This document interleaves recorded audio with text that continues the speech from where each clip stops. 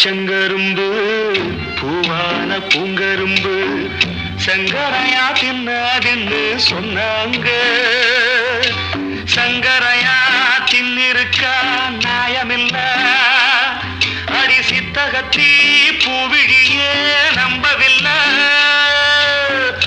உச்சி வகுந்தெடுத்து பிச்சி பூ வச்ச கிளி பச்சமல பக்கத்துல மேயுதுன்னு சொன்னாங்க.